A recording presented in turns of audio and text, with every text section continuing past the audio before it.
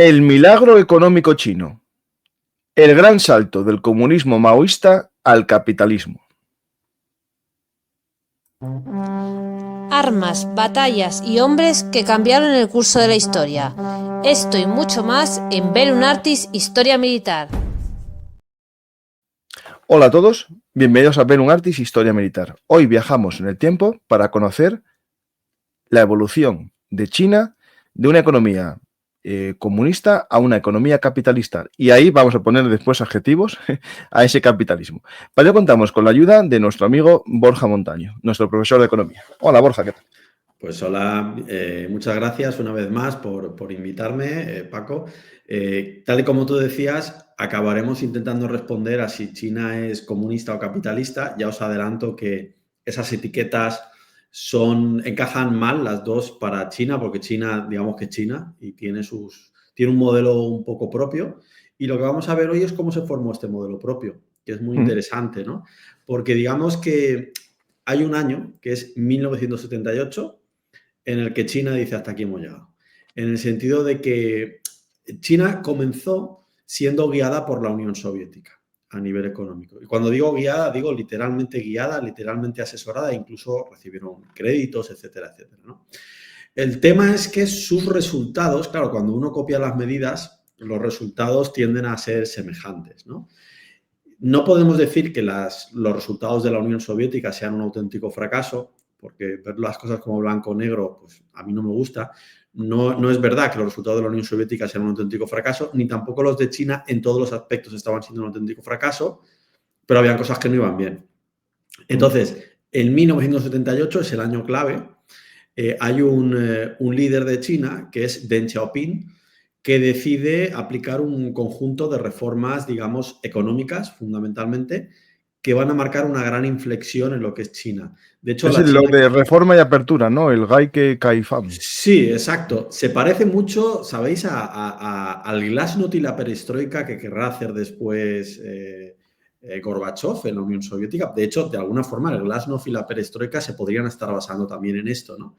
Lo que pasa es que China, pues bueno, a nivel político, en ningún momento va a renunciar a la represión y a sus componentes más políticos de comunismo, es decir, a la censura, al control político absoluto, etcétera, etcétera. Entonces, como os digo, en el 78, Deng Xiaoping aplica un conjunto de reformas. Se dice, porque alguno podría pensar, bueno, entonces ya no van a ser tan comunistas, ¿no? Se dice que Deng Xiaoping tenía una frase que traducida al español sería algo así como, da igual que el gato sea un gato, yo lo que quiero es que cace ratones. Como diciendo, bueno, queremos que la economía china genere unos estándares de prosperidad, ¿no?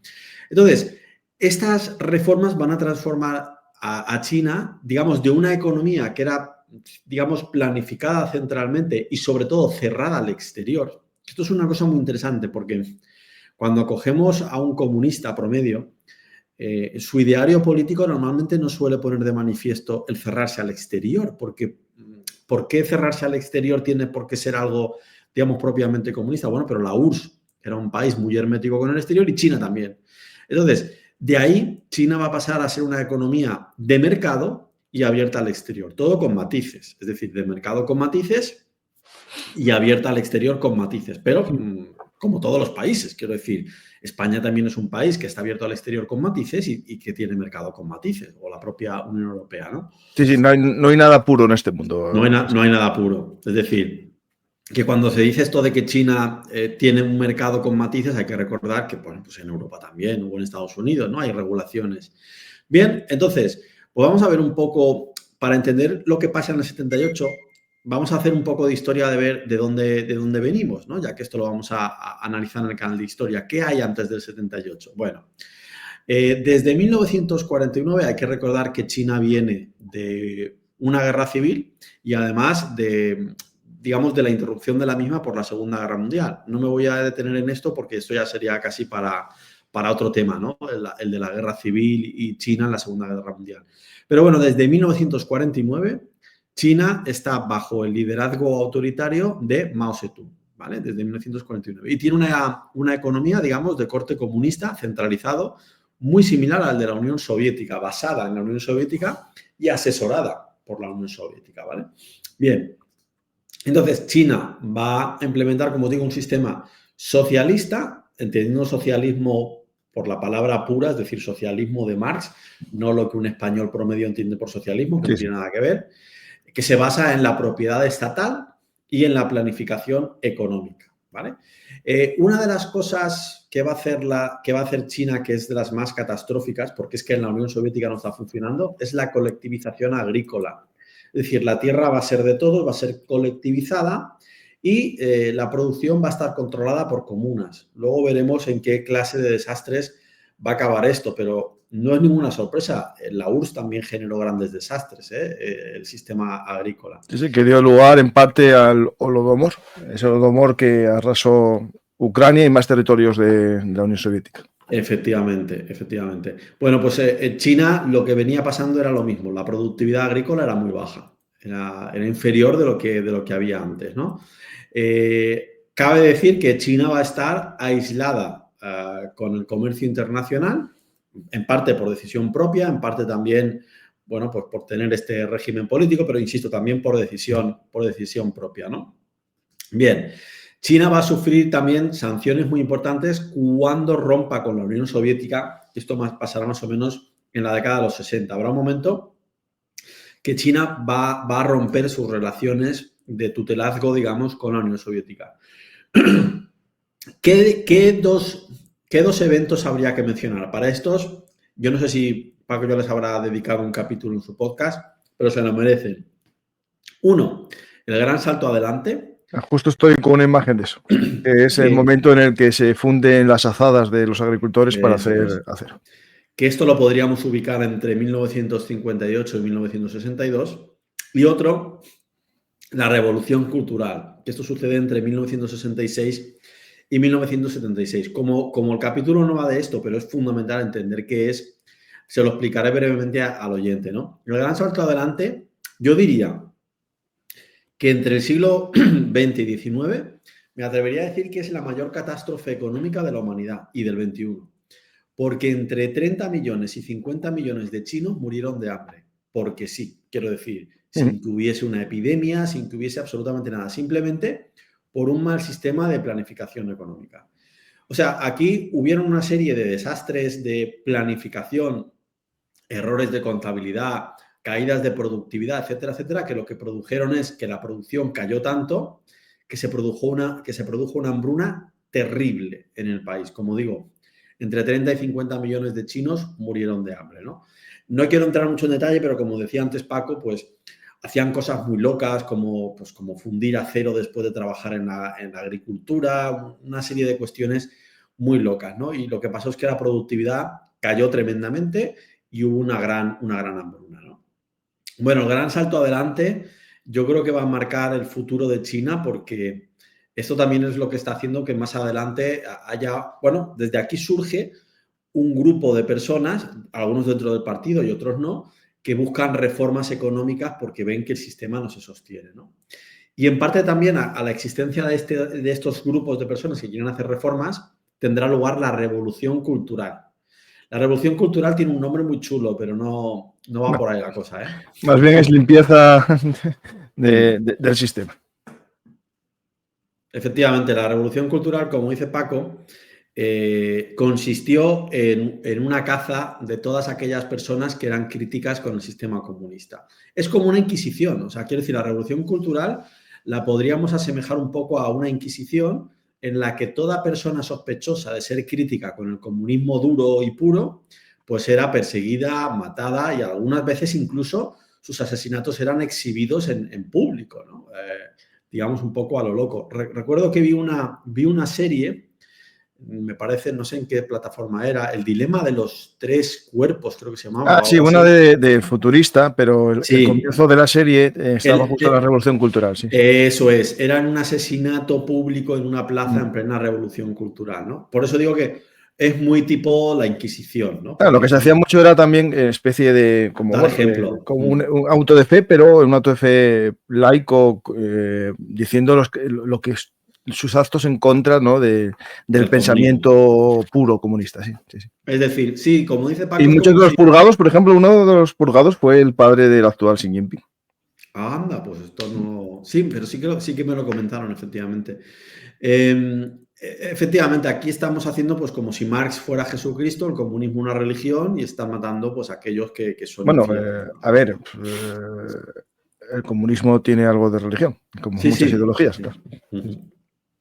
Bien, pues como os he dicho, este comunismo duro de principios de las andadas de China provocó desastres económicos, desastres sociales, hambrunas y un cierto estancamiento industrial y un cierto caos político. Y esto Claro, generó un caldo ahí, de espérate, cultivo. Borja, te interrumpo porque, bueno, para aportar cosas. Lo que buscaba el gran salto adelante era sobre todo lo que en aquella época se consideraba lo importante, que era la industria primaria, Efectivamente. especialmente la metalúrgica, y se puso, digamos, toda la economía para aumentar esa capacidad de siderurgias, térmicas, que son importantes después para afianzar un Estado, ¿no? Pero claro, cuando tú haces eso en una sociedad agrícola y acabas con los medios de, digamos, tradicionales de producción para hacer una gran industria, eso por el camino se iba una pérdida económica, que en este caso no solo fue económica, sino una pérdida de millones de personas, de vidas, ¿no?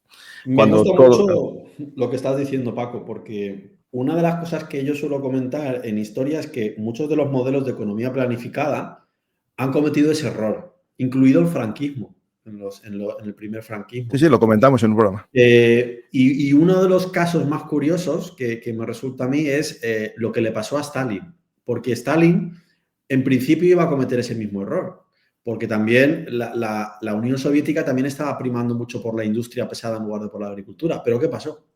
Que viene la Segunda Guerra Mundial. Y entonces lo que a priori podría acabar siendo un gran desastre, pues luego les dio la capacidad de estar preparados para comenzar a fabricar el famoso, ¿cómo se llamaba? T-31, el tanque No, este. T-34. Es decir, les dio la capacidad de responder, ¿no? Cuando, pues, décadas atrás eran un país fundamentalmente agrícola, ¿no? No, no, de hecho es algo que no se cuenta siempre, pero el ejército que más, digamos, blindados tenía al comienzo de la Segunda Guerra Mundial era el soviético. No eran los T-34, eran otros más antiguos, pero era el que más tenía, muchos más que los alemanes. Otra cosa es la forma de uso de ellos, ¿no? Pero Ya, tenían muchos más que los alemanes, cosa que no se cuenta siempre. claro. Por eso, por lo que tú comentas, por la apuesta por la industria pesada. Claro. Bien, pues este gran salto adelante, esta reforma cultural, estos malos resultados económicos, aunque, tal y como decía Paco, al apostar mucho por la industria sí que estaba mejorando, pero es que, claro, muchas de las economías planificadas confunden que te mejore la industria con que, digamos, el bienestar de los ciudadanos esté mejorando, ¿no? Todo esto está generando un caldo de cultivo de personas críticas con este sistema comunista tal y como lo están planteando. Y esto es lo que va a hacer que en 1978 se apliquen una serie de reformas, ¿vale? ¿Podríamos decir que estas reformas están lanzando a la economía china hacia el capitalismo? Podríamos decirlo y tendríamos razón, o podríamos decirlo y no tendríamos razón, porque es muy sutil, hay muchos matices, ¿no?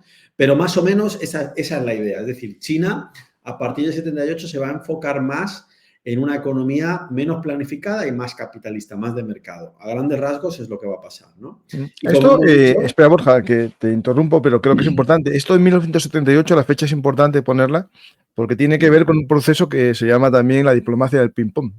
Cuando Estados Unidos comienza a tener unas relaciones directas con China en los años 70, en el fondo para quitarle o alejarle de la Unión Soviética, con la que ya se llevaba mal. Es decir, no hay que olvidar ese dato. Es decir, desde que Stalin muere, China y la Unión Soviética no se llevan tan bien como parece. Y de hecho, claro, tienen problemas fronterizos gordos y hay esa vinculación o esa proximidad con Estados Unidos, y es cuando Estados Unidos también apuesta, ¿no?, por convertir a China en la fábrica, digamos, de ciertos productos, ¿no? claro. Hay, como tú dices, problemas geopolíticos, como hablas de los problemas fronterizos y demás, y a esto yo creo que le podemos sumar la falta de credibilidad de los resultados que está teniendo ese sistema económico tan soviético, ¿no? Por decirlo de alguna forma. Entonces, Deng Xiaoping aborda una serie de reformas en el 78 y pues nos vamos a meter a un modelo económico, digamos, más práctico, más centrado en los resultados, más pragmático. Lo suelen llamar un socialismo con características chinas, por decirlo de alguna forma, ¿no? Porque verdaderamente ya no podemos hablar de un socialismo como tal. Bien, En la agricultura, ¿qué se va a hacer? Pues la agricultura no funcionaba, ¿vale? En China es un auténtico desastre, en parte por lo que ha dicho Paco antes, es que no es la prioridad. Es decir, es que el objetivo de muchas economías planificadas, tanto comunistas como, por ejemplo, incluso la de Francisco Franco, eran, digamos, primar la industria, sobre todo la industria pesada, la industria metalúrgica, la industria de defensa por encima de la agricultura. Consecuencia lógica, la agricultura, como no es el objetivo, pues no va a funcionar bien. ¿Qué se va a hacer en China? Se va a hacer una descolectivización. O sea, se disuelven las comunas agrícolas y se introduce un sistema de responsabilidad familiar. ¿Qué es este sistema de responsabilidad familiar? Pues que a las familias se les permite cultivar las parcelas a modo individual y vender los excedentes al mercado. ¿Qué quiere decir vender los excedentes al mercado? Tienen una cierta requisa por parte del sistema, pero si producen más se pueden quedar con los beneficios. ¿Esto es capitalismo o no? A ver, se parece un poco, me explico. Por ejemplo, de alguna forma en España, si yo quiero montar un negocio de algo, tengo que pagar una cuota de autónomo, tengo que pagar unos impuestos, tengo que cubrir una serie de pagos al sector público que se podrían parecer a una requisa, por decirlo de alguna forma. Y a partir Depende de ahí, del porcentaje, sí. claro, y a partir de ahí el excedente me lo quedo. Pues esto es lo mismo. Es decir, el gobierno chino se quedaba con una cantidad y a partir de ahí el excedente se lo puede quedar la familia. Esto que estás hablando, Lenin lo había establecido en la nueva economía. En la NEP. Pero después llegó Stalin y lo quitó, ¿no? Pero sí que Lenin había pensado algo parecido, que era que los agricultores tuviesen una función, un trabajo y el excedente, es decir, su mayor eficiencia productiva llevase a que pudiesen vender ellos por su cuenta lo que cultivase de más, ¿no? O lo que criase de más. Me parece una intervención muy buena, Paco, porque una reflexión que yo hago muchas veces es, ¿y si la NEP hubiese seguido para siempre? Quiero decir, las reformas que aplicó Lenin, porque Lenin ya vio enseguida los resultados de su sistema agrícola, que es prácticamente el mismo de China, lógicamente con las diferencias que haya, y los resultados eran más o menos los mismos.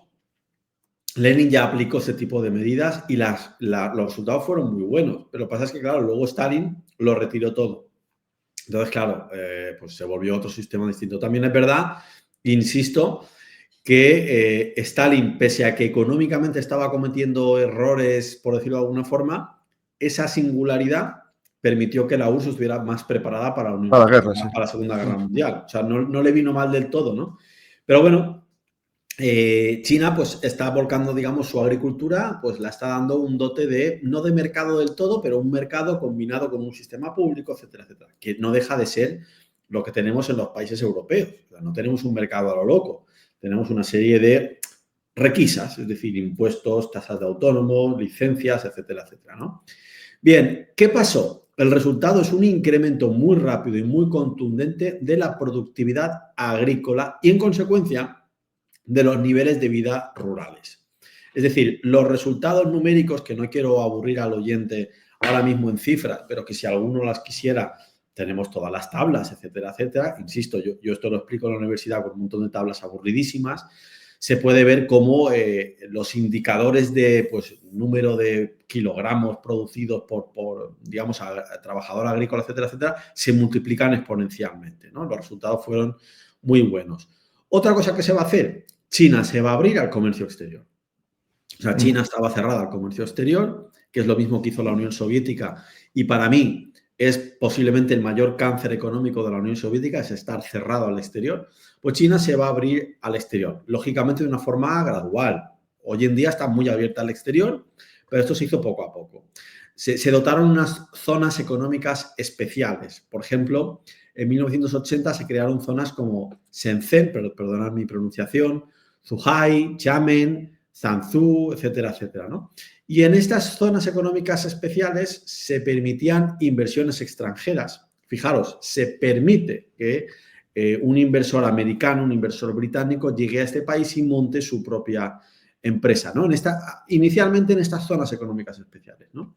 Y pues van a haber leyes pues más flexibles para que se pueda acceder a la tecnología internacional, ¿no? Esto poco a poco va a generar resultados económicos muy positivos y esto que inicialmente son zonas económicas especiales, pues este sistema va a ir creciendo por toda China porque pues es el modelo de la China que hoy en día conocemos, ¿no? No tanto de la China que hoy en día conocemos, porque hay que tener en cuenta que la China de los 80 y sobre todo de los 90 y principios de la década del 2000 es una China que recibe muchísima inversión exterior. Hoy ya no tanta. Es decir, tú recordarás, Paco, la época en la que se desmontaban las fábricas de España y se montaban en China. Sí. Y esto sobre todo finales de los 90 y pues el 2001, 2002, 2003, ¿no? Yo creo que hay un hecho que será para hablar más adelante, que es el COVID, el 2020, que hace que muchas empresas europeas y sobre todo estados europeos y occidentales digan, esto de deslocalizar tanto no estuvo tan bien, ¿no? Y empieza a haber cierto intento de traer ciertos productos y producciones aquí a Europa. Y por otro pero lado, quedó en nada, tampoco se ve mucho. Pero... Claro, y por otro lado hay que tener en cuenta que uno de los argumentos que tienen muchas empresas para ir es la mano de obra, que es más barata.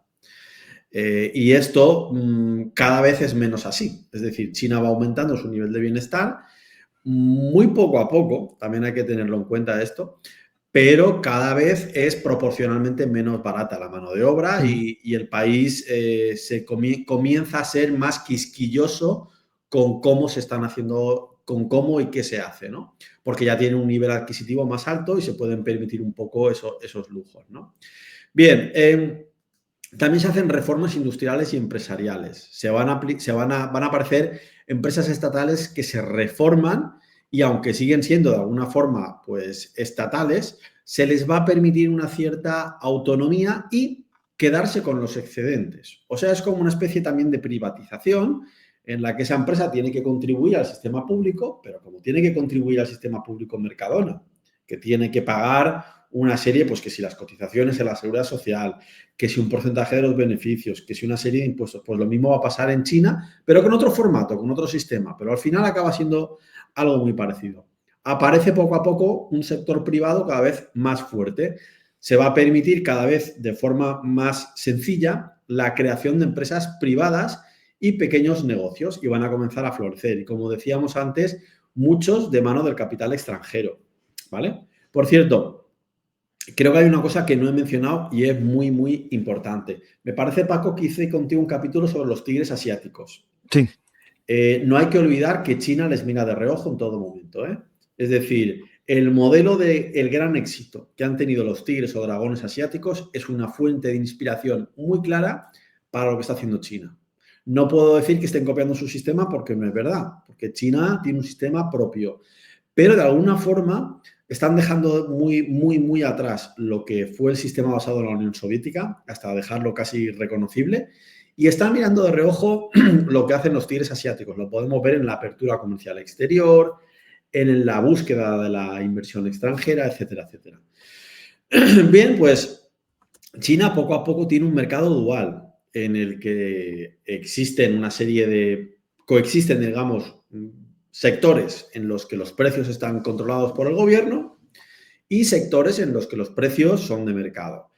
¿Esto es algo súper raro y súper distinto a lo que pasa en Europa? No, es muy similar. Es decir, lo que pasa es que ellos tienen se basan en otra serie de principios, pero nosotros también tenemos bienes regulados y bienes que están dentro de un mercado al 100%. O sea, se están asemejando mucho a un sistema económico como el que tenemos nosotros, ¿no?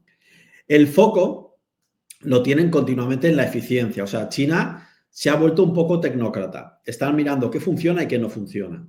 Y continuamente están haciendo pequeñas reformas para buscar más lo que funciona, ¿no? Es decir, hacen reformas que van a promover, por ejemplo, la competencia y la eficiencia en lugar de apegarse a la ideología comunista, ¿no?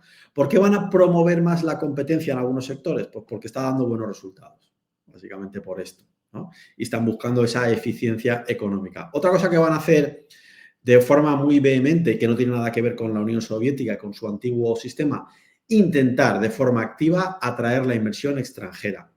Que esto es lo que hacían los tigres asiáticos también.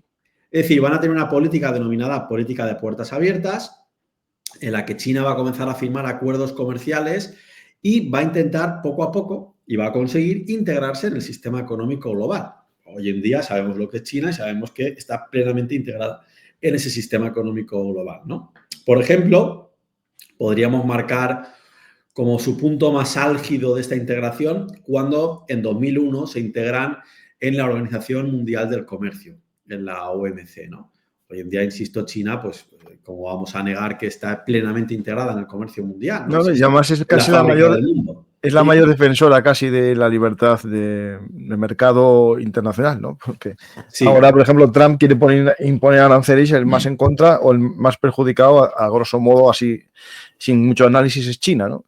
A priori, porque yo te diría que en base a lo que sabemos de historia económica, no tengo claro ni que a Estados Unidos le vaya a beneficiar. Es decir, una cuestión que podríamos analizar un día en una sesión, Paco, es los resultados que a lo largo de los últimos 3 siglos ha arrojado el proteccionismo frente a los resultados que ha arrojado el libre cambio. El otro día con Óscar Vara, que lo puso en el programa, no lo hice con él, pero lo escuché a él, tuvo una reflexión que es importante. Cuando se hizo esto otras veces, por ejemplo, en los años 30, que se puso aranceles en Estados Unidos, fue perjudicial porque Estados Unidos tenía una balanza comercial positiva. Tenía muchas exportaciones y eso penalizó al final. Pero ahora Estados Unidos tiene una balanza negativa. Bueno, entonces lo que dice es que puede darse el caso, a ver si tú después esa reflexión de él, a ver, si no le llamo y se lo pregunto, pero más o menos lo que yo entendí era lo siguiente, era que al ser balanza negativa, el aumento de los aranceles va a hacer que haya menos consumo, menos compra de productos exteriores, eso haría que la balanza se fuese equilibrando y aumentaría el ahorro, y el ahorro llevaría a inversiones públicas, inversiones privadas en Estados Unidos para hacer industria. No se lo compro, ¿eh? No, yo entendí eso, ¿eh? A ver si no te paso el enlace. No se lo voy a comprar, pero no digo que es lo que está pensando el economista estadounidense que está. No creo que esté equivocado. Creo que como mucho no podemos afirmar eso. No, él dijo que era una posibilidad, no que fuese 100%. Eso, sí, es una posibilidad. Pero en la práctica lo que ha pasado es que cuando se ponen aranceles se hace la cuenta que tú me acabas de decir similar, en la que lo que acabas de contabilizar es que importo menos y hay una palabra en economía que es ceteris paribus, que lo demás no cambia. Sí, eso es la premisa de todo. Pero tiende a suceder que cuando aplicas medidas proteccionistas acabas exportando menos porque tu comprador se te venga. Y acaba sucediendo que lo que ocurre es que importas menos y exportas menos. E incluso a veces exportas menos más que proporcionalmente de lo que importas menos. Dirás, esto a nivel macroeconómico, nuestras ecuaciones macroeconómicas no lo modelan como tal, o sea, los que se dedican a fundamentos de análisis económico y demás, las ecuaciones macroeconómicas no lo modelan como tal, pero los resultados prácticos que nos enseña la historia en los últimos 3 siglos han sido estos. Los países que se han hecho proteccionistas han generado peores resultados para ellos mismos. Y también para los demás, ¿eh? Es decir, han molestado a los demás, pero a ellos mismos no les ha venido tampoco demasiado bien, ¿eh? Eso no quiere decir que en algún momento, pero ya te digo, en general no suele dar buenos resultados. Bien, pues todo esto es lo que se aplica en el 78 de forma gradual y los resultados que se han dado básicamente es crecimiento económico y mejora de los estándares de vida de la población en China. Típica crítica de programa de La Sexta o persona muy comprometida con ciertas cosas. Pero es que los chinos cobran muy poco. Ojo, no confundamos. Muchas veces a mí me ha pasado, ¿no? Que ves en un programa, digo en La Sexta porque literalmente lo he visto en La Sexta, ¿no? Es que el trabajador chino cobra la hora y te lo dicen en euros. Ya, pero es que cuando un español escucha un salario en euros a la hora, está pensando qué puede comprar él en España con esos euros. Sí, es lo del PIB ¿cómo es? Por precio de... Hay que tener en cuenta lo que valen las cosas allí. Sí, es precio ponderado. ¿Cómo se llama? Sí, al poder adquisitivo. Eso, precio del poder adquisitivo, eso. Es decir, no caigamos en la trampa cuando nos dicen lo que cobra un chino por hora de pensar yo en España qué puedo comprar con eso. No. Piensa que puedes comprar con eso en China, que los precios son distintos, ¿no? Pero el tema que para las exportaciones sí que, bueno, eso incrementa el precio, aunque sea menos, pero lo incrementa, ¿no? Claro. Del mismo modo que también podemos cometer el mismo error si decimos, es que en Suiza a lo mejor cobran 6.000 euros al mes. Bueno, es que en Suiza las cosas no valen como aquí. Es el mismo problema, ¿no? Bien, entonces, por eso insisto, los niveles de bienestar de los ciudadanos han mejorado mucho, ¿vale? Y una cifra muy impactante, desde 1978 China ha venido mostrando cifras de crecimiento económico, sobre todo hasta 2008, 2010, luego lógicamente ha bajado, de en torno al 9-10%. Una locura. Es de pasar a ser un país con unos estándares de vida muy malos a pues, la China que conocemos hoy en día. Una China en la que, aunque su nivel de PIB per cápita sigue siendo muy inferior a Occidente, sus niveles de bienestar están aumentando mucho porque, insisto, allí las cosas son mucho más baratas. Y este es un titular que sale muchas veces en la prensa, pero no lo malinterpretemos. Es la segunda economía más grande del mundo. ¿A qué me refiero con no lo malinterpretemos? Es que es muy grande. O sea, ser la segunda economía del mundo no quiere decir que un chino sea, o sea, que vivir en China, los chinos sean los segundos más ricos del mundo después de los americanos. No. Se refiere a que el PIB total de todo el país... Acá, pero hay que dividirlo entre 1.300 millones, claro. Eso es decir. Y ha habido en China una transformación social muy importante. ¿Vale? China... Mira, eso, ahí, espérate, te interrumpo, pero en eso es importante una cosa que tiene que ver con el cambio incluso de Xi Jinping en sus últimos mandatos. En China había como una especie de dos visiones, ¿no?, de cómo tendría que ser la modernización de China y el desarrollo económico. Y al principio se pensaba en una especie de desarrollo de las élites frente a un desarrollo igualitario que sería lo que buscaría el comunismo, ¿no? Entonces, la idea inicial, eso, a lo mejor años 2000, 2005, 2010, era que unas élites económicas se hiciesen muy ricas y eso llevaría al desarrollo del país lentamente. Pero eso, claro, ¿qué produce? También produce desafección y problemas internos, porque unos dirán, ¿por qué yo vivo como antes y estos viven mejor, ¿no? Entonces, ahora lo que se busca es una especie de desarrollo más amplio, ¿no? Que se desarrolle más capas de la sociedad, y para ello hace falta una cosa que es el consumo interno, ¿no? Apuestan por el consumo interno, pero claro, eso te complica la situación porque si estás basado en las exportaciones, tienes que quitar parte de las exportaciones para meterlo a consumo interno, ¿no? Efectivamente. Y subir el precio de los sueldos para que tengan mayor poder adquisitivo dentro de su economía, y eso hace que su economía sea menos, digamos, competitiva a nivel internacional frente a Vietnam o la India. Que tienen costes laborales más bajos, efectivamente.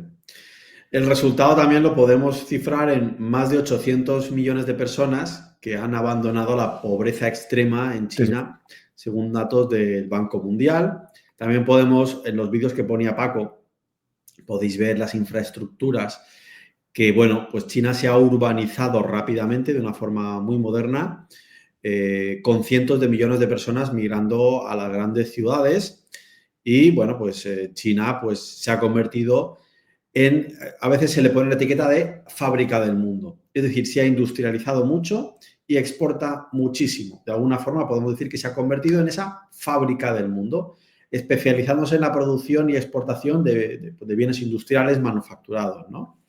En las exportaciones chinas, en el 78 eran un porcentaje muy pequeño de su PIB y poco a poco se han convertido en la principal fuente de ingresos del país, ¿no? Que, por cierto, esto es el mismo modelo de los tigres asiáticos, como decía anteriormente, ¿no? Lo que pasa es que, claro, China, al ser tan grande, nos llama mucho más la atención que países como los tigres asiáticos, que diluidos en todas las exportaciones mundiales, no parecen ser tan representativos, ¿no? Bien, hay ciertas disparidades económicas en el país. Por ejemplo, aunque ha habido un éxito y un crecimiento económico, hay grandes desigualdades, sobre todo si comparamos las zonas rurales con las zonas urbanas. Aquí hay una gran disparidad. O entre las regiones costeras más desarrolladas y un interior más atrasado. Y aparte, poblacionalmente, ¿no? Creo que 2/3 partes viven en lo que sería 1/3 parte del territorio. Y eso hace Sin embargo, también podríamos decir, bueno, esto es lo normal, ¿no? Lo normal, sí, la España vaciada. Sí, o sea, esto que estamos diciendo, que el oyente no se lleve a sorpresa, es lo mismo de España, ¿no? Quiero decir, es la España rural frente, pues, a la España costera, ¿no? Y la España industrial, ¿no? Que suelen coincidir prácticamente. Bien, pues, ¿en qué se ha convertido China a partir de la reforma del 78? Porque este fue el año en el que comenzó todo. Pues en un modelo híbrido en el que China desarrolla lo que algunos denominan un sistema único de economía de mercado socialista. O a lo mejor yo considero que igual no es tan único, ¿eh? Es una socialdemocracia sin democracia, por decirlo de alguna forma. Tiene un sector público, tiene un sector privado, como podría ser Europa, y tienen lo que algunos denominan democracia china, que para un español promedio es una dictadura, pero tampoco es una dictadura homologable a otras dictaduras, ¿vale? Combinan pues ese mercado o ese capitalismo con una especie de comunismo de palabra en lo político, ¿no? Porque recordemos que manda el Partido Comunista. Lo que pasa es que de comunista tiene el nombre y alguna cosa más, pero no ejercen un sistema comunista en el país, ¿no? Bien, China se ha integrado plenamente en la economía mundial y eso actualmente es una superpotencia económica. Vaya, no hay más que ver el vídeo que está poniendo Paco justo encima de mí. Podéis ver el nivel de modernidad que estos edificios que pone Paco no parecen cuadrar con los salarios por hora que tienen los chinos. ¿A qué se debe esto? Pues a lo que os decía antes, que una cosa es cuánto cobro yo al año o tal, y otra cosa es cuánto puedo comprar en ese país con ese precio. Bueno, pero hay que partir también una cosa, es decir, ahí solo vive una élite. Sí, claro. Es decir, no todo el mundo que vive en Taiwán vive en esos edificios. ¿No? Efectivamente. En Taiwán no, bueno, en Hong Kong o en Taiwán igual, es decir, es igual con todos los lugares del mundo. Lo que pasa es verdad que en estos vídeos vemos el mayor desarrollo económico. Sí, bueno, Taiwán... Taiwán hay que hablarlo en otro programa. Ya lo hablamos. Eso es. No, digo Hong Kong, por ejemplo. Hong Kong, mira, un ejemplo... Pero Hong Kong es un tigre asiático. Eso, sí, pero Hong Kong... no entra en nada de lo que hemos visto aquí. Sí, pero Hong Kong es China ahora ya. Sí, pero... Pero tiene sus comillas en todo, es decir, sí. Bueno, cada vez menos comillas porque, bueno, lo de un país, dos sistemas, que era basado en la entrada de Hong Kong, hubo una especie de pulido de la libertad política en Hong Kong. Claro, pero quiero decir que Hong Kong y Taiwán en el 78 no tienen nada que ver con lo que estamos viendo aquí. Tenían otra dinámica que es la que vimos en el programa de los tigres asiáticos. Iban por otro lado. De alguna forma podríamos decir que iban por delante, porque ya estaban haciendo lo que luego iba a hacer China, porque China está un poco utilizando esto, ¿no? Solo que son más democráticos, por decirlo de alguna forma, desde un punto de vista occidental, ¿no? Bien, tensiones internas y externas. Bueno, pues el crecimiento acelerado ha traído también desafíos como pues, el envejecimiento de la población. Vaya, pues nada que no conozcamos ya en Europa. Una cosa sí que muy distinta y exagerada frente a Europa, la contaminación ambiental. Son la fábrica del mundo. Sí, dime. No, que en eso de la demografía china hay un problema que añadido que no tienen todos los países del mundo, que es lo de la política del hijo único, que llevó a que en algunos momentos se decidiese que hubiese menos mujeres que hombres. Es decir, muchas veces se producía abandonos de niñas o se adoptaban, ¿no? Es decir, al final se adoptaban en extranjero y eso lleva a que hay millones de hombres que no puedan casarse jamás y eso afecta a la demografía también. Sí. Está claro que esa medida se ha considerado demográficamente como que no acabó de funcionar del todo bien. De hecho, yo me plantearía si a China realmente esto le convenía, ¿no? Lo que estaban haciendo. Pero bueno, eso sería para otro asunto, ¿no? Una medida que hicieron de control público que quizás su resultado no fue el esperado. Bien, como he dicho, problemas de contaminación ambiental muy importantes. Fijaos que de las 20 ciudades más contaminadas del mundo, hablo de memoria, no sé si como 15 son chinas. ¿Por qué? Pues porque las regulaciones sobre contaminación que tienen son un poco más laxas de las que tenemos en Occidente, sobre todo las que tenemos en Europa, que somos muy restrictivos. Y esto ha hecho que parte de su crecimiento industrial ha sido muy asesino del medio ambiente, ¿no? Y otro problema que tienen cada vez más, es lógico, bienvenidos al club, son las tensiones geopolíticas con otras potencias. O sea, China... al crecer y salir de su frontera, claro está. Claro. En resumen, las reformas del 78 han marcado la modernización de China, han transformado su economía de lo que era una economía planificada comunista, marxista, de corte soviético. Digo de corte soviético porque es que una cosa es Marx y otra cosa es la aplicación que luego va a hacer Stalin. Y aislada, o sea, de venir a estar aislada a estar integrada en el comercio internacional, ¿no? China podríamos decir que es un caso complejo, único. A ver, todos los países son únicos de alguna forma, ¿verdad? Que China, al ser tan grande, pues nos fijamos más en sus matices, ¿no? Pues cuanto a su sistema político y económico, que es un poco particular, que se podría considerar capitalista, se podría considerar comunista, se podría considerar una mezcla de ambos. Yo muchas veces escucho a comunistas que son muy comunistas defender que China es comunista para apuntarse el punto. Y también escucho a capitalistas que son muy liberales y muy capitalistas, les escucho decir que el éxito de China es gracias a que luego abrazaron el capitalismo. ¿Cómo puede ser que los dos extremos se apunten en el punto? Bueno, da lugar a interpretación y en eso me quería centrar ahora. Vamos a ver si es capitalista o comunista. ¿Te parece? Vamos a ver un poco. Vamos a ello. O si es capitalismo de Estado también, que es una opción. Eso es. Vamos a ver un poco los puntos que habría a favor de cada causa. Vamos a ver. Puntos a favor de que China sea capitalista. Venga, primero, tienen una economía de mercado. Es decir, desde las reformas de Deng Xiaoping en el 78, China tiene principios de libre mercado. Digo tiene principios, no que toda la economía sea de libre mercado. Se permite la propiedad privada y se fomenta la inversión extranjera. Venga, mini punto para el equipo de los capitalistas, ¿vale? Esto es un pilar fundamental del capitalismo y esto ha sido lo que ha impulsado el crecimiento. Venga, más cosas.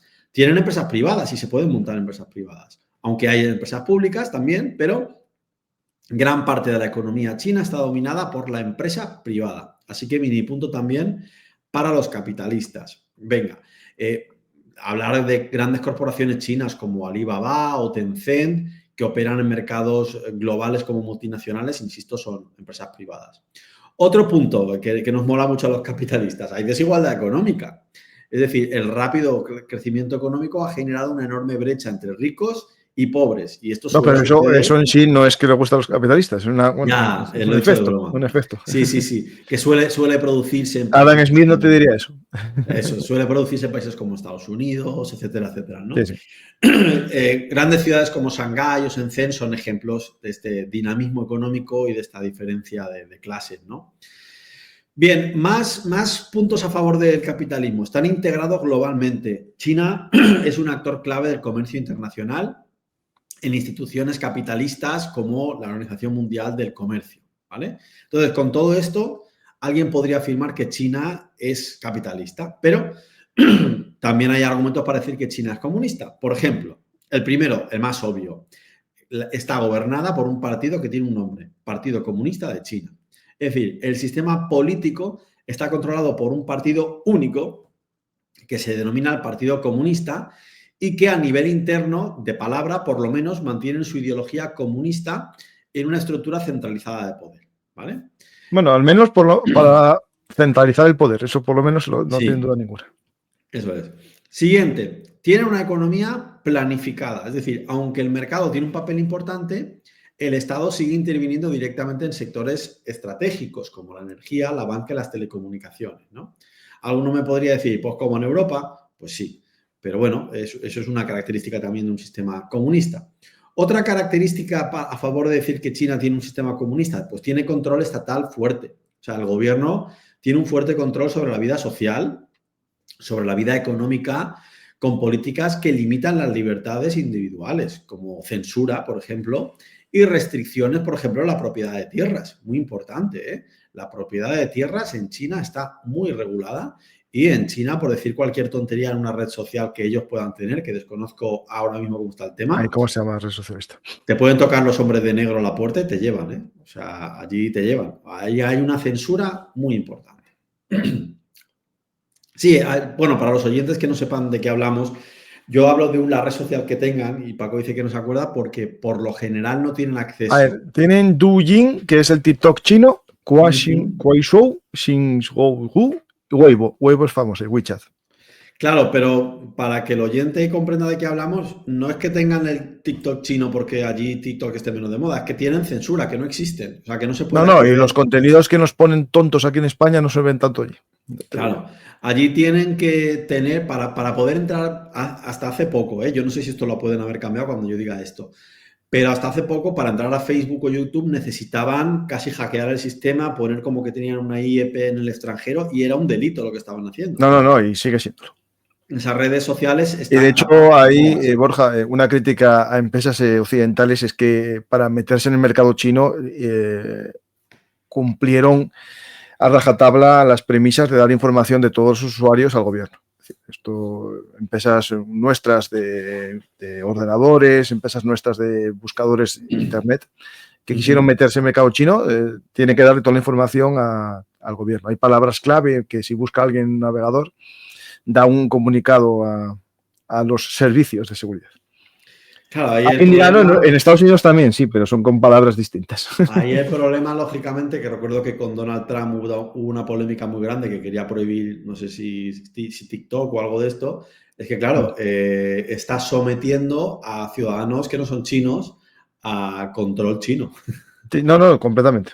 Claro, y esto es un poco chungo porque esto es espionaje a gran escala, digamos, ¿no? Bien, siguiente argumento a favor de decir que son comunistas. Bueno, ellos se autoproclaman como socialistas y tienen objetivos proclamados por ellos mismos y ellos siguen hablando de que quieren construir, cuando digo ellos me refiero al Partido Comunista de China, es decir, el gobierno, que quieren construir una sociedad socialista moderna y tienen programas, por ejemplo, para erradicar la pobreza extrema que reflejan esta intención. Entonces, ¿yo qué diría? ¿Qué conclusión técnica sacaría de ahí? Pues que no es correcto ni que los capitalistas se quieran apuntar el tanto de lo bueno de China, ni que los comunistas se quieran apuntar el tanto de la economía china. China es, para mí, una especie de socialdemocracia en la que no hay democracia. O sea, pero su sistema económico se parece mucho a los europeos. Lo que pasa es que a nivel social tienen un nivel de... Bueno, nosotros también tenemos cierta censura y cierto control, quiero decir. Bueno, sí, cierto control. Yo sí busco palabras, digamos, que tienen que ver con delitos, sí, claro, lógico. Sí, a mí esto... El problema que no es lo mismo un delito de pensamiento ideológico sin per sí, que aquí no existe, a un delito, digamos, de acto violento que, por ejemplo, buscas unas palabras clave que te lleven a cometer un asesinato, ¿no? Es decir, claro, yo lo voy a decir con mucho cuidado por el tema de las redes en las que se cuelga este vídeo, pero yo he tenido alumnos que trabajan en seguridad, es decir, guardias civiles, etcétera, y que estaban en departamentos pues, que tienen que ver con los menores. Y según si tú pones algo en un buscador, eso, o sea, rápidamente salta una alerta y van a por ti. Es lógico.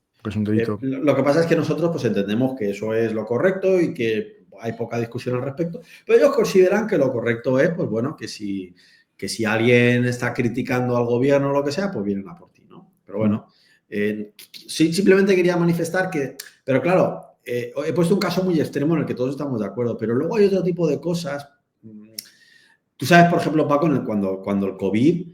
Ha habido gente que, por decir ciertas cosas, también ha tenido cancelaciones masivas y cosas así, ¿no? Es decir... No, pero las cancelaciones, el problema es que no es estatal. Eso, las cancelaciones es la sociedad que está como una tocha y cancela a aquellos que no dicen lo mismo que tú piensas. Es decir, claro, otros mecanismos, por decirlo de alguna forma, ¿no? Aquí a veces la cancelación está orquestada por el Estado, entonces sí que sería problemático y en contra de la libertad, pero si es los propios usuarios que cancelan a otro. Porque no, el problema es ahí la gestión, ¿no? Cómo se organiza ese aquelarre, ¿no? Si el aquelarre lo organiza el Estado, es preocupante. Yo le he escuchado a mucha gente decir que China es como que tiene una especie de pacto secreto y no firmado con los ciudadanos en la que la idea es, China se preocupa de que los chinos vivan bien, el gobierno de China se preocupa de que los chinos vivan bien y sigan progresando, a cambio de que el ciudadano chino no se meta en política. Bueno, pero eso es lo mismo que decían que hacía Franco, ¿no? Es decir, al final eso es una dictadura que quiere prolongarse en el tiempo. Sí, efectivamente. Lo que pasa es que es una dictadura que cuando uno estudia mucho el funcionamiento del Partido Comunista Chino, o sea, no es una dictadura hereditaria por apellidos, y tiene un sistema tecnocrático interno. No es Corea del Norte, eso está claro. Eso es, o sea... Es que muchas veces también cuando el español poco informado dice que China es una dictadura, pensamos en Venezuela, bueno, perdóneme el que... No, es una autocracia, Sí, es un sistema de gobierno en el que el ciudadano promedio no vota, pero que tampoco voy a gobernar por ser el hijo de no sé quién, sino que se tienen que hacer unos méritos, ¿no? Entonces, para mí no es correcto la etiqueta de ninguna de las dos cosas, ¿vale? China es un país con un socialismo de características chinas. Este es el término que utilizó Deng Xiaoping y que refleja esto, pues la ambigüedad del modelo, ¿no? Es decir, tienen economía de mercado coexistiendo con un sistema político que se hace llamar comunista, ¿no? Como hemos dicho, tienen una fuerte intervención estatal en la economía, pero hay empresas privadas, aunque el gobierno puede intervenir en cualquier momento drásticamente, como se ha visto en 2021, con restricciones puestas ya no solo a los ciudadanos, sino también a las tecnológicas y demás, ¿no? A las grandes empresas. Es decir, en cualquier momento ellos sí que tienen la capacidad, el gobierno chino, de hacer una intervención muy fuerte, cosa que en España no sería tan viable, ¿no? La propiedad de la tierra, otra cosa muy importante. En China la propiedad de la tierra es pública, es del Estado. Que esto sí que es algo como más comunista, ¿no? Pero claro, se permite su uso privado mediante arrendamientos a largo plazo. Que claro, es como hablar de una compra con otras palabras, pero vale. El capitalismo, hay quienes hablan de un capitalismo autoritario, es decir, un modelo híbrido, lo que decías tú, ese capitalismo de Estado. Un modelo híbrido donde el capitalismo se desarrolla bajo una supervisión estricta del régimen autoritario comunista, ¿no? Y por último, para acabar, pues hay una especie de retórica ideológica frente a una práctica económica. Es decir, el Partido Comunista de boquilla habla con una retórica comunista, pero en la práctica actúan con un pragmatismo capitalista. O sea, al final lo que hay desde el 78 es un gobierno que se hace llamar comunista, pero que hace cosas capitalistas. Esto, si quisiéramos hacer una viñeta de humor, una parodia, esto es China. Es decir, es un país que dice que es comunista y a veces es el más capitalista del mundo. Y no estoy exagerando. Es decir, para algunas cosas China es el país más capitalista del mundo. Tú quieres montar una empresa y contaminar y poco país más capitalista que China te vas a encontrar. Y me ha salido rimando. Sí, sí. Me he salido rimando. Claro, están en la fase que hay que recordar que Occidente tuvo, en esos años 60, 70 y 80, en el que la contaminación era, bueno, no importaba porque lo importante era el desarrollo económico. Y una vez que está desarrollado económicamente, parece que lo importante es no contaminar. Pero claro, China, al igual que India, piensa, yo también tengo derecho a mi fase de contaminación. Efectivamente, pasamos por ahí. Pero claro, como están volcados en exportar, son la fábrica para gran parte del mundo y son un país tan grande, sus problemas de contaminación se hacen mucho más evidentes que lo que nos pudo pasar en España, donde también contaminamos en otros años, o el propio Reino Unido, que en la época de la Revolución Industrial, pues todos recordamos esas fotos con la chimenea, niebla, humo negro. Y la niebla de Londres, que era mucha de parte por ese humo, ¿no?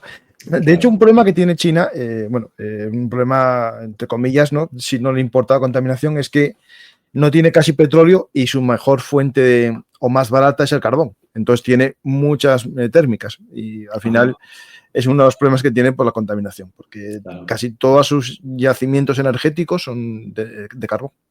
Claro. Tiene mucho carbón en China. Entonces, claro, hace térmicas todavía, abre térmicas a día de hoy, muchas anualmente. Claro, pues esto ya quedará a opinión de los oyentes que pueden dejar sus comentarios, pero mi juicio es que China, pues decir que es capitalista o decir que es comunista no es correcto, es un modelo más bien híbrido. Hay quienes hablan de un sistema económico único. Yo insisto en mostrar que hay paralelismos muy claros con lo que solemos denominar una socialdemocracia, pero sin democracia. Es decir, China se asemeja a muchas economías occidentales porque también tenemos intervención pública combinada con mercado. Y bueno, pues sí que tienen un mercado en términos porcentuales. O sea, sí, porque hemos hablado que es un sistema híbrido, ¿vale? Pero porcentualmente, su aporte al PIB, etcétera, etcétera, básicamente el motor del crecimiento es el mercado y el sector privado, ¿vale? Es decir, la producción y el comercio privado es proporcionalmente lo que predomina en China, pero su sistema político pues sigue siendo un sistema pues en el que no hay una democracia y que gobierna el Partido Comunista, ¿no? Por tanto, pues para acabar, pues tenemos este modelo híbrido de capitalismo de Estado que se gestó en el 78 y que ha perdurado hasta hoy.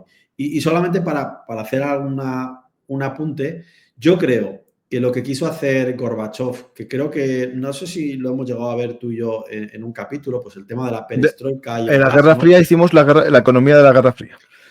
Claro, pues cuando ya la Guerra Fría se fue al garete para la URSS y la URSS se dio cuenta que tenía que reformarse, de alguna forma las reformas que estaban haciendo es como si hubieran cogido lo que hizo Deng Xiaoping en el 78, o sea, iban por el mismo lado, ¿vale? Solo que hay una gran diferencia, que yo siempre le digo a mis chicos, claro, es que esto igual, cuando lo digo me siento súper malvado, me siento como el Hitler de la clase, ¿no? Pero Gorbachev quiso renunciar a la represión política sobre los ciudadanos. Y para mí esto es en gran parte lo que hizo que la Unión Soviética saltara por los aires. porque si os dais cuenta, en China no han renunciado a la represión política sobre los ciudadanos. Es decir, No, en Tiananmen hay que recordar que ahí fue cuando se decidió ese momento que una cosa es el desarrollo económico, pero no el político, ¿no? Eso está claro. claro, es decir, el momento que se aplicaron las reformas en el 78, los resultados fueron buenos, pero podrían no haber sido tan buenos. Entonces, esto podría haber dado lugar a manifestaciones, a huelgas, etcétera, etcétera. Y el gobierno chino tiene la capacidad de actuar con fuerza, como venía haciendo la URSS. Es decir, Gorbachev aplicó medidas similares, pero renunció a la represión, digamos, militar sobre los ciudadanos, y esto dio lugar pues, a grandes pifostios, ¿no? Como los que hubo por ejemplo, ¿cómo se llamaba el hombre? Con Boris Yeltsin en Rusia, subió encima de un tanque y todo esto, ¿no? Pues al final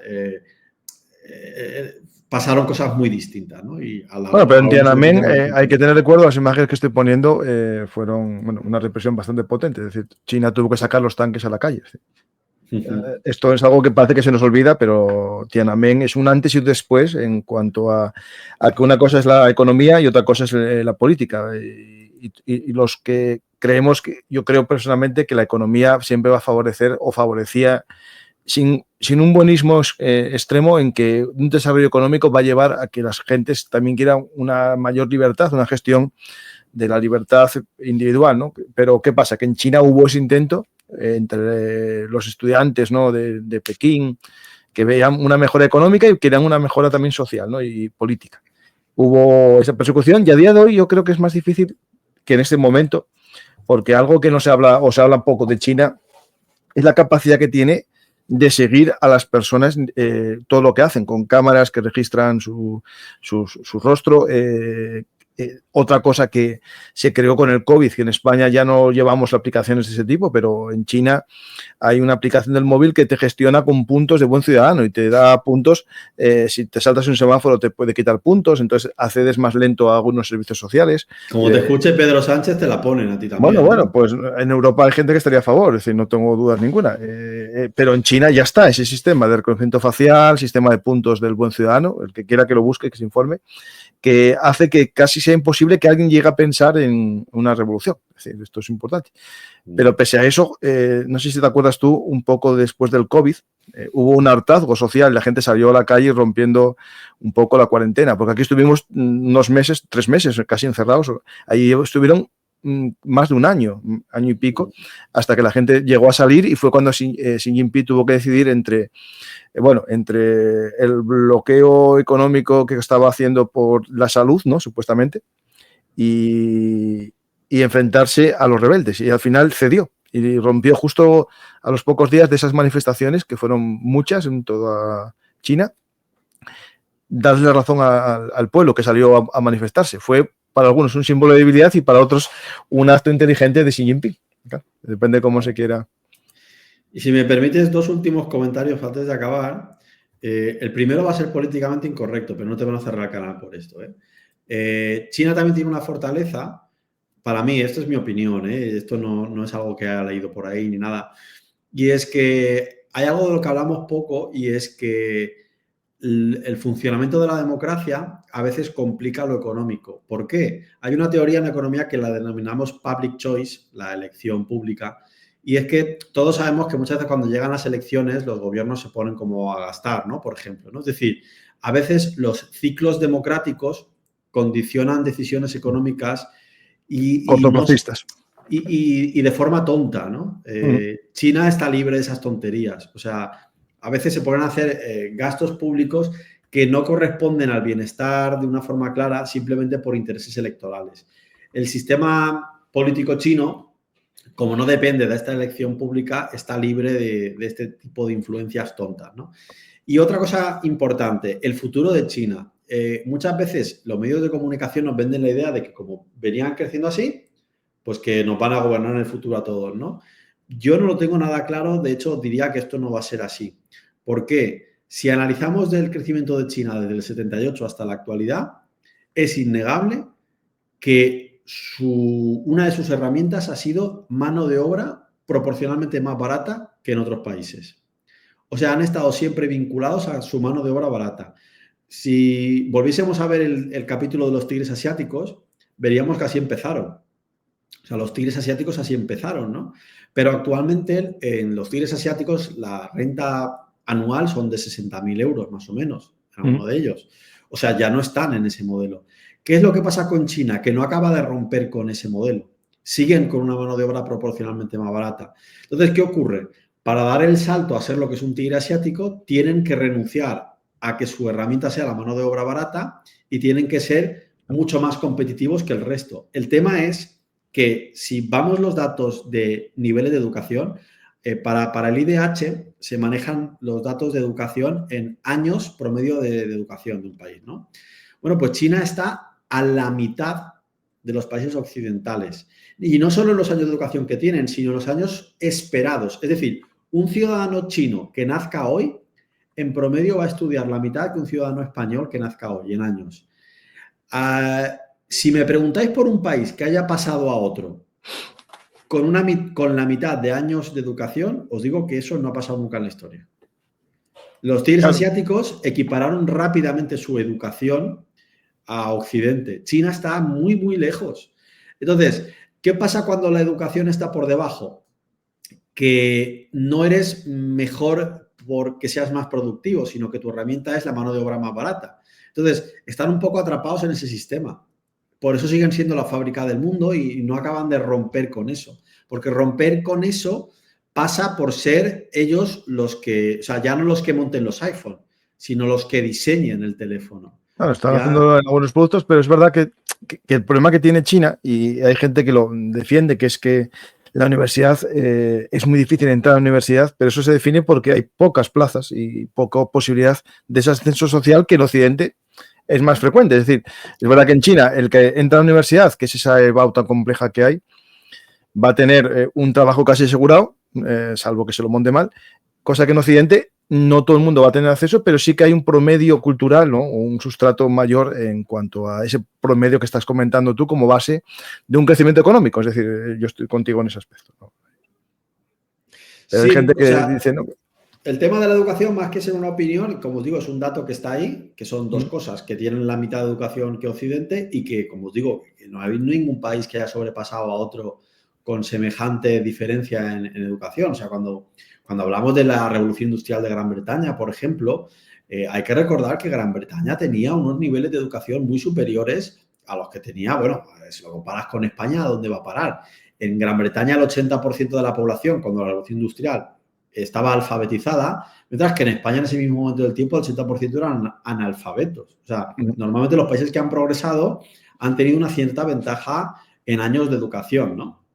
Y China está lejos. Y eso de que el acceso a la universidad no sea tan fácil como en Occidente puede ser una lacra mucho mayor de la que nos imaginamos para que China acabe siendo un país con unos niveles de renta per cápita pues como pueda tener, por ejemplo, Taiwán, Hong Kong, Singapur, sí, Corea del Sur, ¿no? Sí.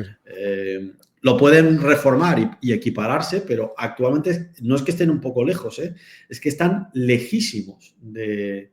O sea, seguramente Colombia tiene mayores años promedios de educación que China. Es que no encuentro una gráfica como tal. Encuentro aquí en España, en Europa sí que hay.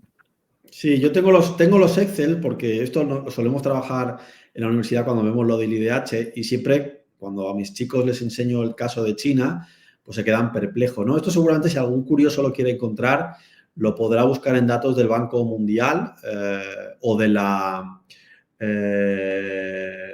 ONU, seguramente. Lo tengo. No, ya lo tengo. ¿Ya lo tienes? A ver, aquí está. Año promedio de escolaridad y años esperados de escolaridad. Por ejemplo, Suiza, promedio tiene 13,9 y esperados 16. Hong Kong, por ejemplo. Pero Hong Kong no vale, ¿eh? No, por eso digo Hong Kong. 17 de esperados y 12 de promedio. Y China, a ver si lo vemos, ¿eh?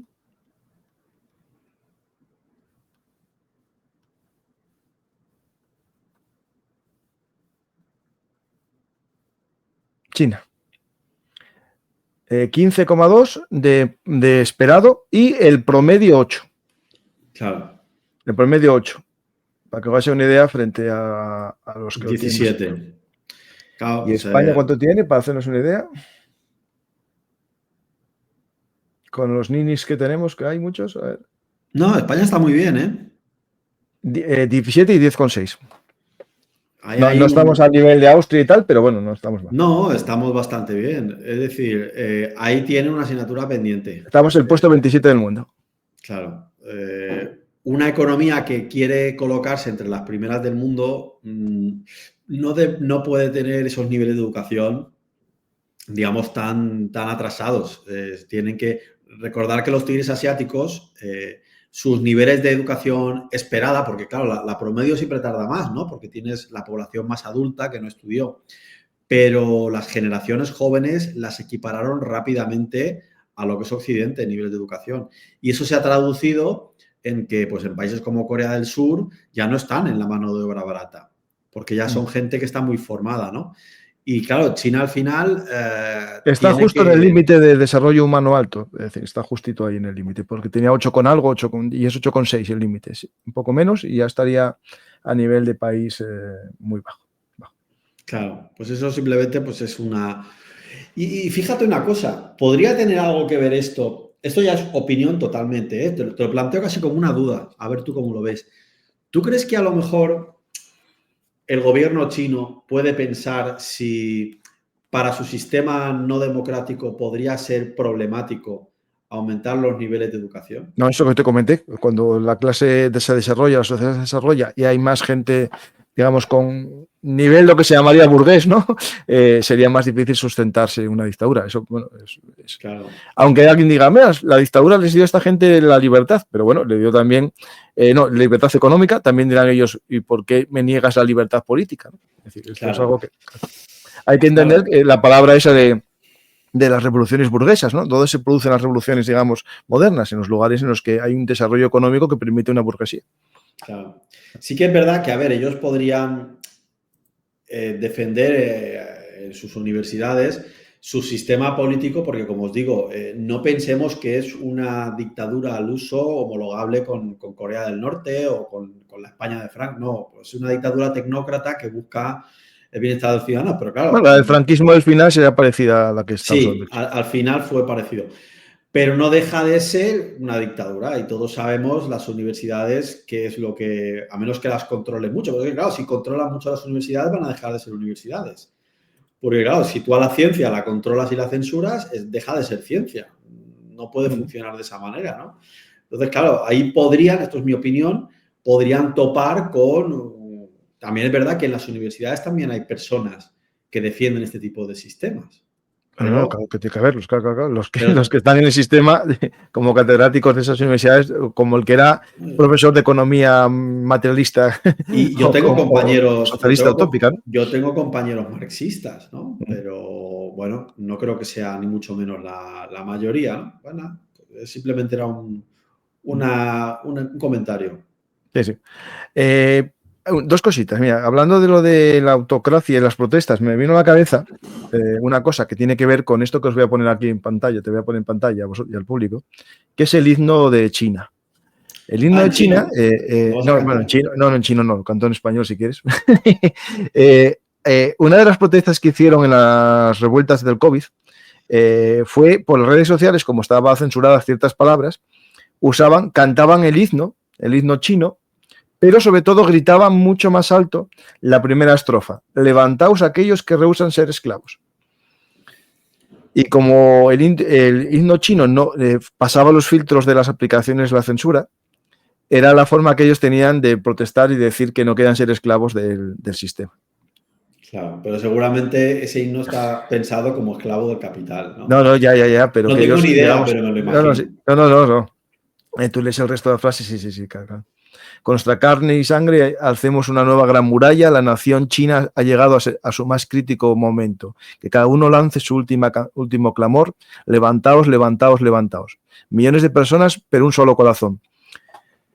Enfrentemos el fuego enemigo, marchemos. Enfrentemos el fuego enemigo, marchemos adelante. Pero bueno, lo que es gracioso es que leían esto muy alto, porque era lo que ellos querían mostrar, que no querían ser esclavos, ¿no?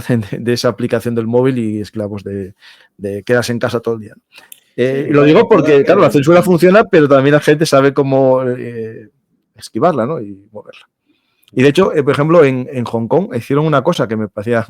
Se pintaban la cara en las protestas, no como siempre se pintan o se tapan, ¿no? Para no ser vistos, sino para no ser vistos por las cámaras, porque las cámaras tienen reconocimiento facial y se pintaban la cara de alguna manera para hacer que es un engaño a las cámaras, no en sí al policía que los detuviese, porque al final iban pintados a lo mejor de negro la cara, pero sí que era para eso función, ¿no? Porque ahora existe esa policía, ¿no? Esa policía automática. Sí, lo he visto, que han sacado como un robot que va por ahí también. Ese también, sí, ese robot también, sí.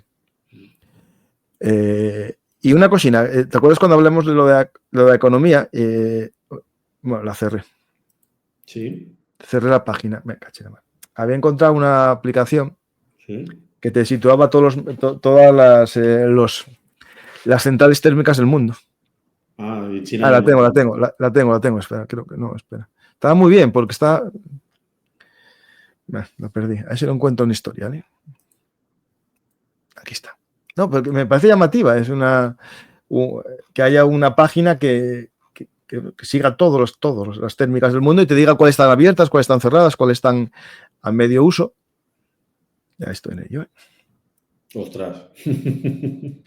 Aquí se ve también un poco el desarrollo económico de los países, ¿no? Es decir, alguien dirá, bueno, es un indicador. Que un país no tenga centrales térmicas es porque es un país ecológico, ¿no? Bueno, también es un país que en algunos casos no tiene un duro, es decir, vemos en África, mira, por ejemplo, en Sudáfrica hay cierta capacidad ahí de fabricación. En Estados Unidos hay menos y después hay muchas que están canceladas, que están en gris, fíjate, hay muchas ya canceladas. Claro. Y cuando vamos a España, que tenemos pocas, donde había en el norte, muchas están canceladas, fíjate, las que eran solo de carbón están canceladas, y es que las que son de ciclo combinado, tenemos en Asturias 2 y pocas más quedan, otra en Galicia, Aspontes, pero aquí fue por decisión política, se cerraron directamente. Y si nos vamos a Alemania, está igual, están casi todas, te fijas, en gris. Y alguna queda en rojo porque hay una cierta producción, ¿no? de gas. Se han sustituido por tecnología más moderna. Claro, pero cuando vamos a esto, nos vamos a China. En China hay algunas canceladas, pero sigue habiendo un gran tejido, ¿no? Térmico. Pero sí, hay algunas ya canceladas porque están haciendo saltos eléctricos o centrales nucleares. Pero bueno, es interesante este mapa. Y aquí en Corea del Norte la producción es muy pequeña también eléctrica. Comparado con Corea. Fíjate que China tiene una peculiaridad y es que con el tamaño que tiene no se puede permitir el lujo de tener una dependencia energética tan grande como tiene España del exterior. Claro. Ellos lo que hacen con las térmicas es no tener dependencia, claro. Ellos necesitan ser muy autónomos porque, claro, son muy grandes. A ver quién abastece a China. Pero si te fijas en azul, que son las que se están construyendo, están construyendo a día de hoy. Serán más eficientes, menos contaminantes, pero están construyendo muchas en azul, fíjate. Pero hay que entender también esta peculiaridad, ¿no? Es un país tan grande que es que cualquier dependencia del exterior de algo te deja fuera de la partida totalmente. O sea, ellos no pueden depender de la energía de fuera, bajo ningún concepto. No pueden tener un proveedor tan bestia, claro. Claro, tú imagínate todo esto térmico pasarlo a gas o pasarlo a petróleo, madre mía, lo que habría aquí. Claro. Pues, Borja, muchas gracias por este viaje. La gente que nos está viendo en diferido, que deje un comentario en la cajetín de comentarios, en el chat si están en directo, saber que es un estreno, por eso está en amarillo, en el fondo amarillo de los estrenos de vídeos. Y Borja es nuestro economista de cabecera, él tiene su canal de podcast que habla un poco de él y... Cuenta un poco, Borja, tú. Sí, pues yo tengo un podcast que se llama Aprende Historia con Borja Montal, que ahí hago entrevistas sobre temas de historia, la mayoría de ellos. Pues ahí está Borja, también está en YouTube, que si queréis suscribiros. Pues Borja es más de iVoox, más de podcast, pero está también en YouTube. Pues muchas gracias, Borja, por este nuevo viaje para entender el mundo y la economía. Ya te llevamos muchos, y os invito a buscar los que tenemos sobre las escuelas económicas, sobre, yo qué sé, el crack del 29, los dragones, hay muchos y muy interesantes. Incluso algunos que no tienen nada que ver con economía, que son de historia pura, ¿no? Como el que hicimos sobre el 23F, sobre Carrero Blanco, incluso uno sobre el viaje a la Luna, que, por cierto, en un comentario me recomendaron a un chico experto en cohetes, astrofriki, y hice un programa sobre él, que te voy a pasar el enlace para que lo veas, muy interesante. Sobre el proyecto Mercury y Gemini. Os invito a verlo. Pues nada, Borja, si queréis decir algo al público como despedida final. Que muchísimas gracias por escucharnos y que lo que decía Paco, podéis dejar ahí vuestras preguntas y con mucho gusto las atenderemos. Pues lo mismo digo yo, en este caso las contestará la mayor parte nuestro amigo Borja como especialista en historia económica. Muchas gracias a todos y hasta la próxima oportunidad aquí en Bellum Artis, Historia Militar. Os invito, como siempre, a dar a me gusta, dejar un comentario y compartir. En este caso, más importante el comentario, al ser un vídeo, no hay chat en directo con tanta movilidad y funcionalidad como los directos. Muchas gracias a todos y hasta la próxima oportunidad. Y gracias a todos los mecenas por vuestro apoyo y por vuestra suscripción. Gracias y hasta la próxima. Hola amigos de la Historia Militar. Si os ha gustado este contenido, por favor apoyadnos en iVoox, YouTube o Patreon. Recordad que Bellum Artis es vuestro canal de Historia Militar y trabajamos para daros los mejores contenidos. Muchas gracias a todos y hasta la próxima Historia Hablada. Y no os olvidéis de dar a me gusta y compartir.